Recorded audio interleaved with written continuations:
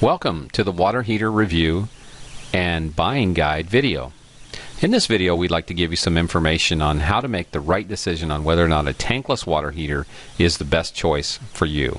You know, some people say, well, what is a tankless water heater? I've heard of it, but really, tell me what it is.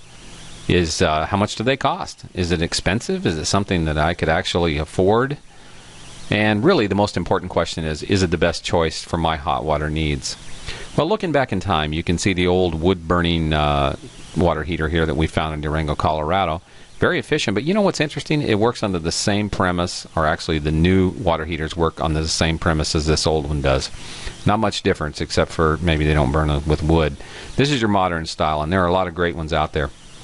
But you're storing hot water in these big tanks, so it does take a little bit of space.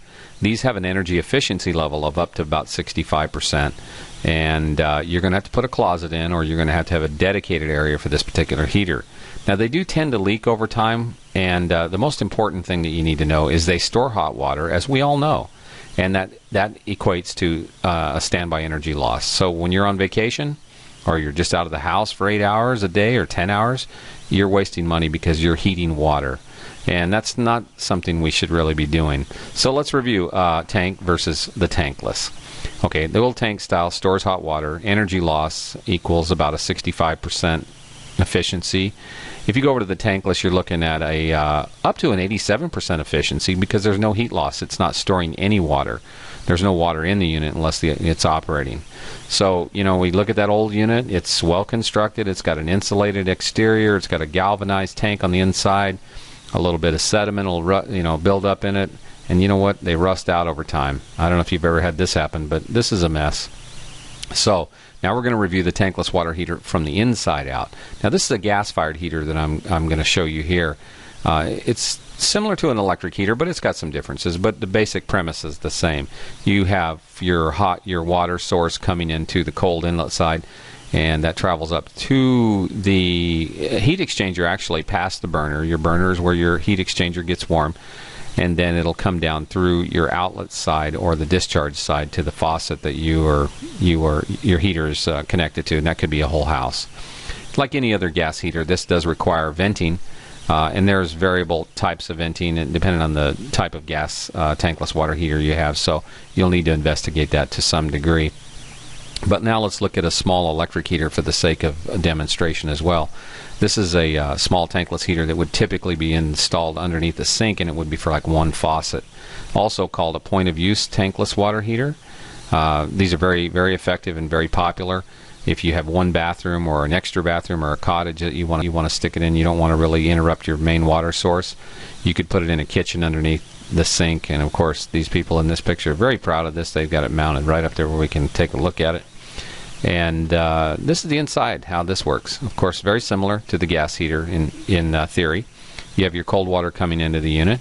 In this particular small, very basic unit, you have a controller here that can slow down the water or speed it up.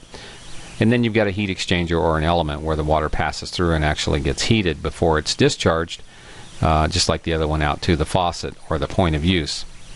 There's a lot of different tankless water heaters out there. You've got the indoor units, you've got outdoor units. There's lots of variables, so you need to investigate what's best for you. If you're looking for an indoor tankless and you want it for the whole house, you'll want to go with a larger tankless water heater, similar to the one I'm going to show you here, that it would deliver around 6 gallons per minute of endless hot water. And these have an energy efficiency level of about 87%, so that's pretty high.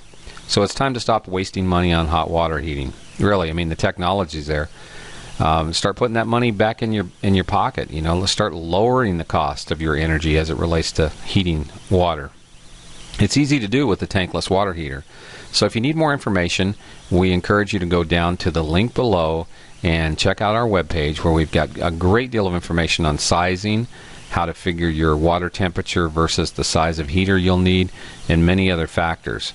So don't hesitate. Go down to this link and check us out.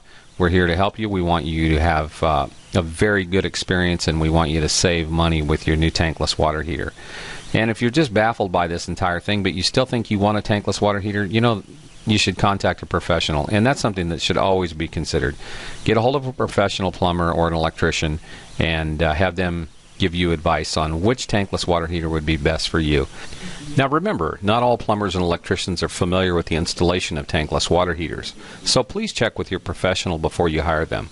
And don't forget to subscribe to our YouTube channel, and also if you visit our website today, you're going to get free shipping on any domestic order in the United States. Now that excludes Canada and Alaska, but any order on a tankless water heater or accessories is free.